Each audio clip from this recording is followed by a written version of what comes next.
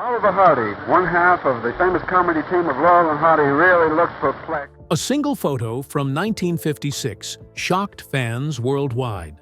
Oliver Hardy, once 300 pounds of comedy gold, looked like a ghost of himself. Nobody knew he'd lost nearly 100 pounds. Nobody realized how sick he truly was. The studio kept it secret while still promoting his films. Behind that famous mustache and tie-twiddling was a man fighting for his life. This rare image finally reveals what Hollywood tried to hide about the beloved star's final days. Oliver Hardy was born on January 18, 1892, in a quiet Georgia town. His father had survived one of the bloodiest battles of the Civil War, but just 10 months after Oliver's birth, he died suddenly of a heart attack. Oliver never really knew him. His mother, already raising children from a previous marriage, was left to manage boarding houses all over Georgia just to keep the family going. They moved often, and young Oliver grew up watching his mother work hard to survive. That early instability never left him. Even as a boy, Oliver had something special. At just 8 years old, he was performing across the South as a boy soprano. He had a real gift for music. His mother sent him to Atlanta to train with a top vocal coach, but Oliver wasn't the type to sit in a classroom. He skipped lessons and sang in theaters for $3.50 a week, which was a decent amount back then. He even ran away from school to join a traveling show. That boldness, that need to be on stage, it was always in him, and it didn't fade. School was never where he belonged. He was sent to a military school for discipline, then to a college in the Georgia mountains. But he didn't care much for studies. He preferred local theater, taking any chance to perform. At 20, he enrolled in the University of Georgia to study law, but not because he loved books. He just wanted to play football. He never missed a game, but probably never opened a textbook. Still, the confidence he gained on that field followed him for life. By 1910, Oliver was working in a small-town theater, doing everything from cleaning to running the projector. But all those hours watching movies lit a fire in him. He started to believe he could act better than the people on screen. So in 1913, he moved to Jacksonville, Florida, which at the time had over 30 film studios. It was the Hollywood of the South. During the day, he worked at a film studio. At night, he sang in clubs under the name The Ton of Jollity, a nod to his 300-pound frame. He met a pianist named Madeline Soloshin who made 7 times more than he did. They married that same year, though his mother wasn't happy about it. In 1914, Oliver made his film debut in a short called Outwitting Dad, credited as O.N. Hardy. Because of his size, 6 feet 1 inch and nearly 300 pounds, he was always cast as the heavy, the villain. By 1915, he'd appeared in 50 short films. He often played the bad guy chasing the skinny hero. But those early slapstick roles taught him how to move, fall, and use his face like a comedian.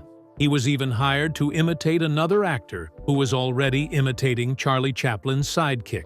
It was absurd, but it paid the bills. For a brief time between 1916 and 1917, Oliver stepped behind the camera and directed 10 films. He acted in all of them too. That short directorial career taught him how to build a joke, how to look at the audience, and how to time every move. He also exposed corruption at the studio where he worked, discovering that the owners were stealing from the payroll. The company collapsed soon after, but he didn't stop working. He just moved to another studio and kept going.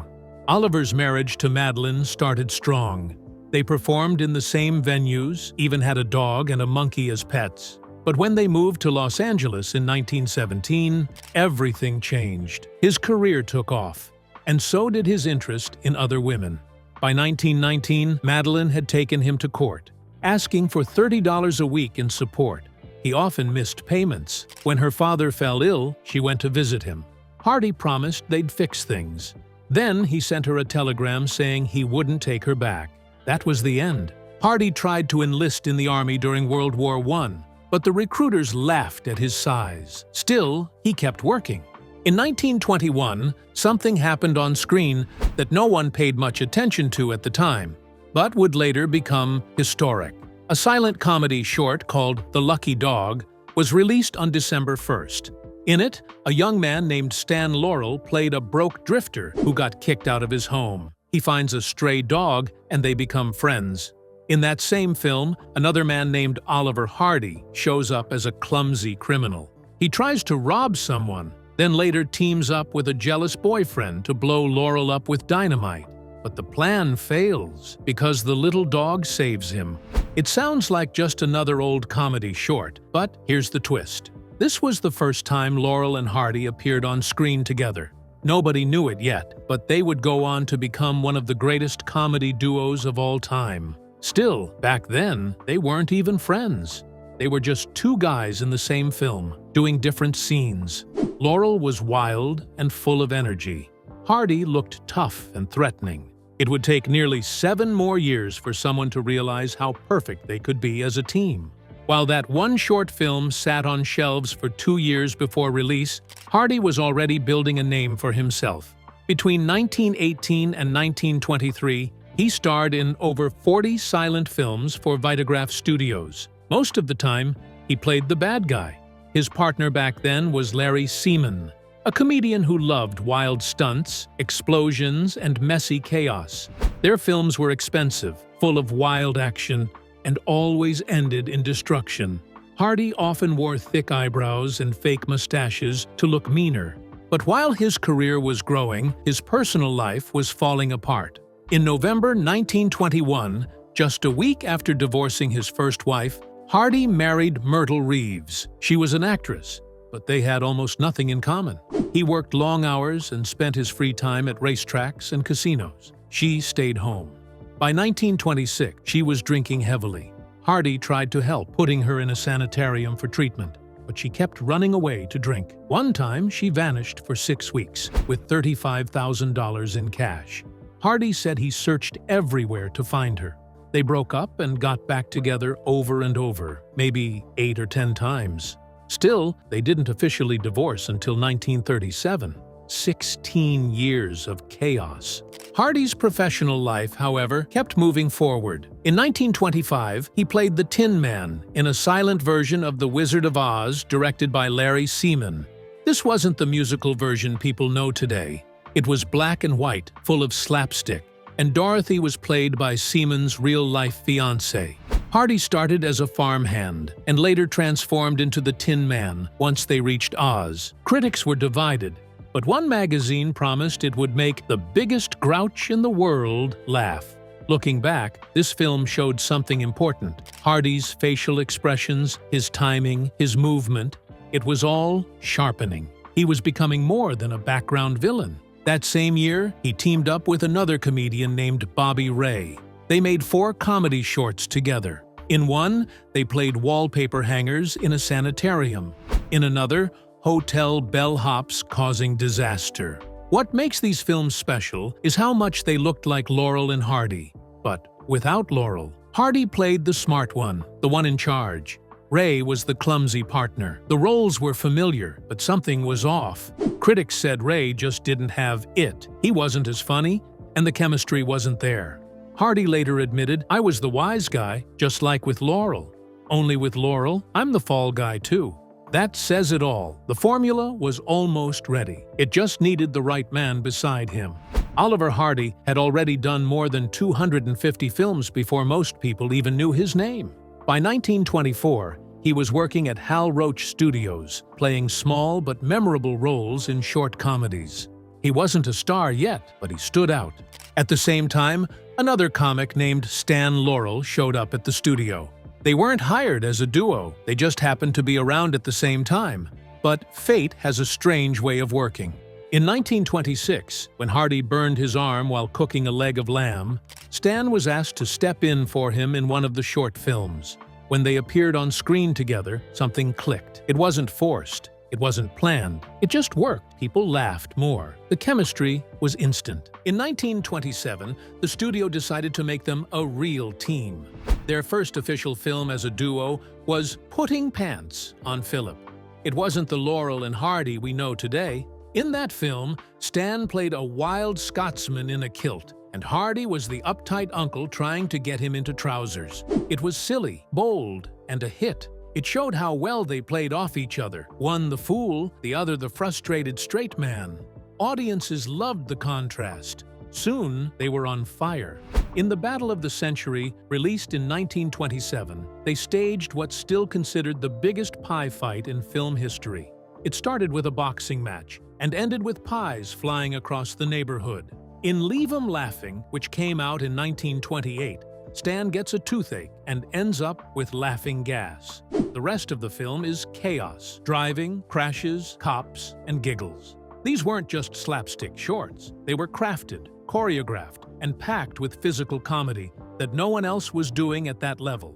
During this time, Hardy also started shaping his character. He wasn't just the big guy who fell down, he was the proud man who tried to stay dignified only to end up humiliated. His signature move, the tie-twiddle, began to appear. He'd mess with his tie when embarrassed. He'd stare right into the camera with a look that said, "Can you believe this?" It was simple but brilliant. Audiences felt like he was talking directly to them. Then came the big shift, sound. In 1929, talkies were killing off silent film stars left and right. But Hardy? He thrived. His first sound film with Stan was Unaccustomed as We Are. Even the title was a joke about them finally speaking. Hardy's southern drawl, picked up from his childhood in Georgia, matched his pompous on-screen character perfectly. He spoke slowly, clearly, and with a kind of fake importance that made every line funnier. That's also when the catchphrases started. In that first sound film, Hardy sighed and asked, "Why don't you do something to help me?" It became his go-to line. Later, in Another Fine Mess from 1930, he delivered the now famous, "Well, here's another nice mess you've gotten me into." He didn't just say the lines, he sold them, with pauses, stares, and that exasperated voice that somehow stayed gentle even when furious. The awards came next. In 1932, they won the first-ever Academy Award for Best Live Action Short Comedy for The Music Box. The whole film is about carrying a piano up a huge flight of stairs. That's it. But the timing, the struggle, the frustration, it was comedy gold. They broke 7 real pianos during filming. Critics argued about it, but history took their side. The stairs from that film still have a plaque in Los Angeles. By then, they were so popular that short films weren't enough. They moved into features with Pardon Us, a prison comedy that started as a 20-minute spoof but turned into a full-length movie. The production was messy. It took over a year, involved a fight with MGM, and had to be re-edited after bad previews. But they pushed through. They even filmed it in 4 other languages: Spanish, French, German, and Italian, reciting the lines phonetically without understanding what they were saying. Nobody else was doing that. Behind the scenes, the roles were clear. Laurel was the engine. He wrote, directed, edited, and obsessed over every joke. Hardy just showed up, nailed the performance, and went home to golf or cook. He didn't mind. "Stan thinks of all the funny stuff," he once said. "I have plenty of time to play golf." He wasn't being lazy. He was letting Stan do what he did best. And in return, he gave flawless performances that brought the ideas to life.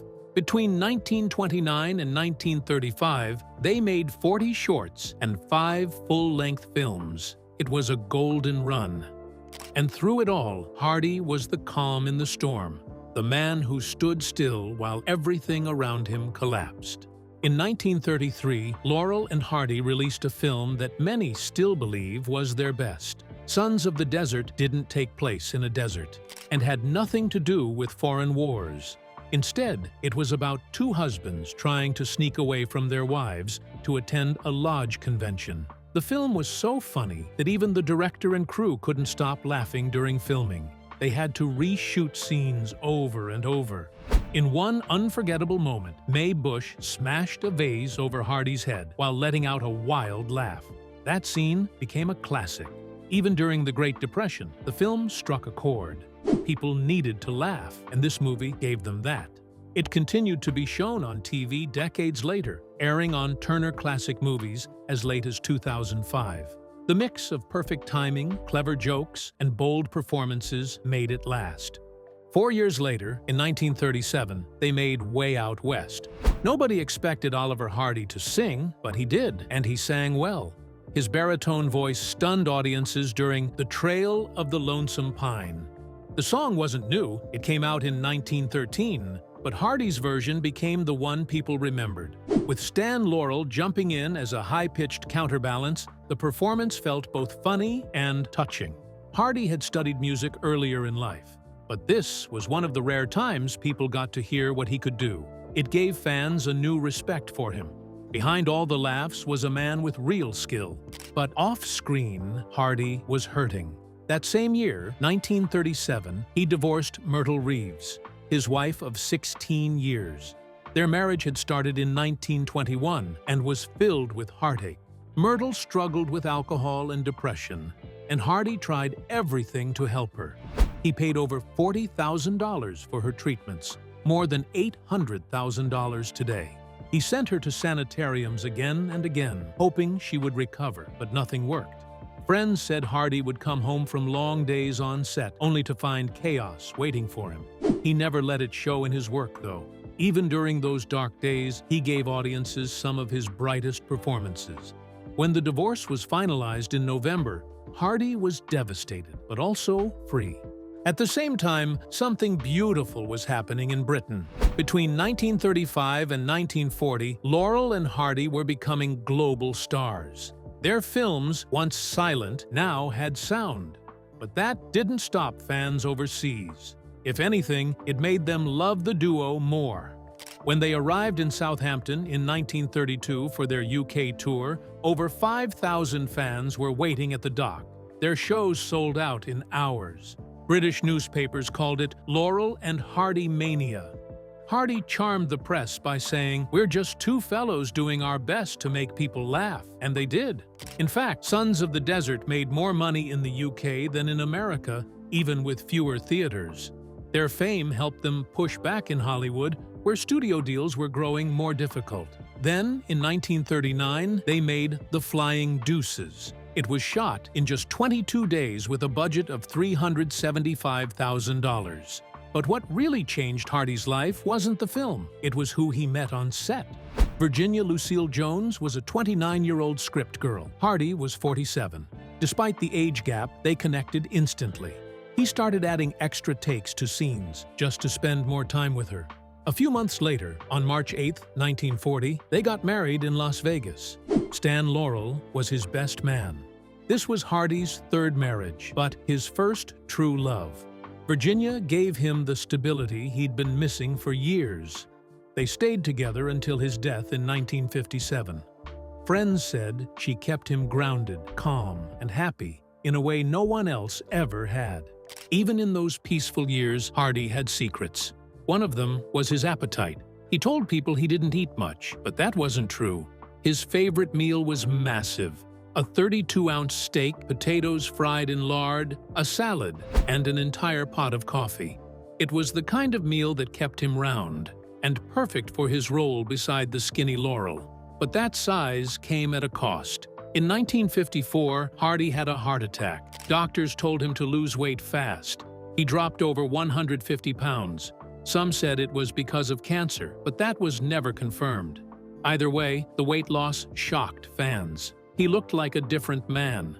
What hurt most, though, was how little money he and Laurel made from their films. Studios like Fox and MGM earned millions off their names. Each movie cost about $300,000 to $450,000 to make, but brought in far more. Still, Hardy and Laurel didn't get royalties. They were treated like employees, not creators. At first, they weren't even allowed to change lines or add their own jokes. Only later did the studios give them more freedom, but the damage was done. By the 1950s, they needed money. That's why they went on tour again in 1953 and 1954. If the studios had paid them fairly, they wouldn't have had to. Still, they never stopped giving. During World War II, they didn't fight on the front lines, they were in their 50s, but they supported the troops the best way they knew how. In 1942, they made a short film called The Tree in a Test Tube for the United States Forest Service. It was just 5 minutes long, but it had a message: save wood for the war effort. That same year, they joined the Hollywood Victory Caravan, a train tour across the country with other stars to raise money for the military. The train had 14 cars. It even had dance floors and rehearsal spaces. The tour ended in Washington, D.C., where they met First Lady Eleanor Roosevelt. Then, they performed for a packed crowd. Over the next few years, they entertained soldiers through the USO, while still filming 8 full movies. Somehow, they managed both. Oliver Hardy's final years were filled with fading spotlights, broken dreams, and battles he couldn't win. In 1941, Laurel and Hardy left Hal Roach Studios, the place that made them legends. They thought signing with big studios like Fox and MGM would take them to the next level, but they were wrong. The freedom they once had to improvise was gone.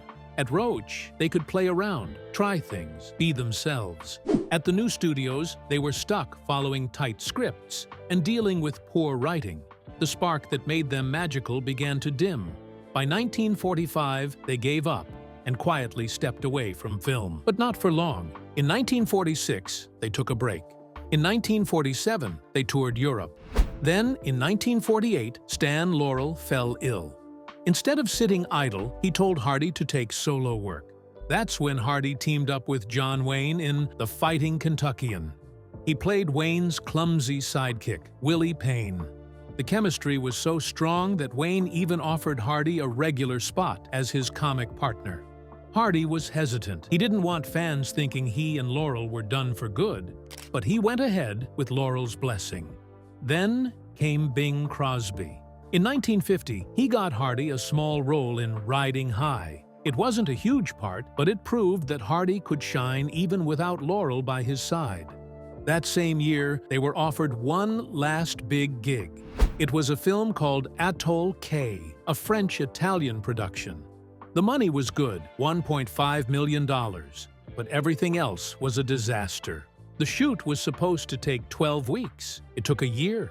Language problems were everywhere. Laurel and Hardy didn't speak French, and the director barely spoke English. Laurel hated the script and brought in other writers to fix it. Things got so bad that another director, John Barry, had to be secretly brought in. Meanwhile, Hardy got sick. His heart started acting up, and he caught the flu. He was falling apart, but the cameras kept rolling. His body began to change, too. Hardy's weight jumped from 250 to 330 pounds during filming. It made his heart problems worse. Despite his reputation for loving food, he often insisted he wasn't a big eater. Still, friends said he devoured 32-ounce steaks cooked in lard, with potatoes and coffee on the side. After the film, doctors told him to lose weight. He did, too fast. He dropped from over 300 pounds to just 150 in weeks. That crash diet weakened him badly. In May 1954, he had a heart attack. The clock had started ticking. Later that year, he reunited with Laurel for a final tour. In October 1953, they launched their Birds of a Feather stage tour in Britain. At first, only half the seats were filled, but the crowds grew. In Ireland, boats blew whistles and church bells rang out their theme song.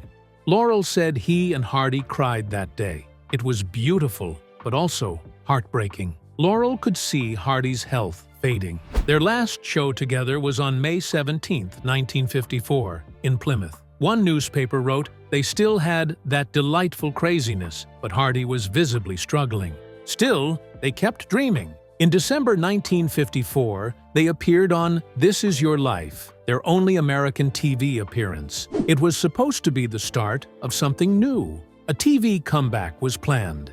NBC had big ideas for a series called Laurel and Hardy's Fabulous Fables. Contracts were signed. Budgets were set. TV Guide even printed a color photo spread. But in early 1955, Stan Laurel had a stroke. While he recovered, Hardy suffered a major heart attack followed by a stroke in September 1956. He never recovered. In 1955, they made one last appearance together on a BBC show called This Is Music Hall.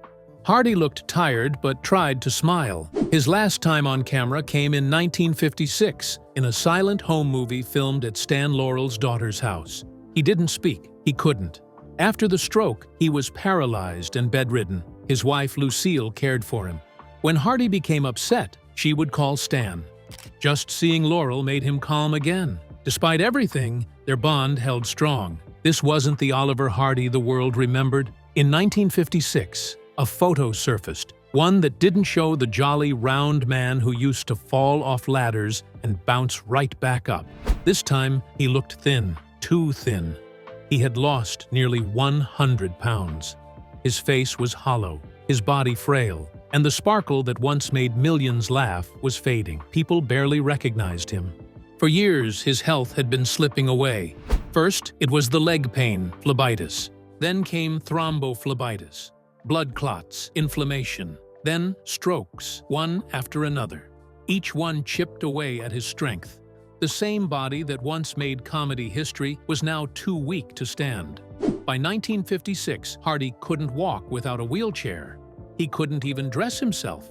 The man who once made silence loud with laughter couldn't perform the simplest tasks. But even in those hard final days, something remained. His manners, his charm. One nurse remembered him saying, "I'd tip my hat to you, dear, if I could lift the damn thing." That line, half joke, half truth, was pure Hardy, still trying to give a smile even as everything else was falling apart. By August 1957, things turned worse. Hardy suffered 2 more strokes. He fell into a coma. On August 7, 1957, he died of cerebral thrombosis.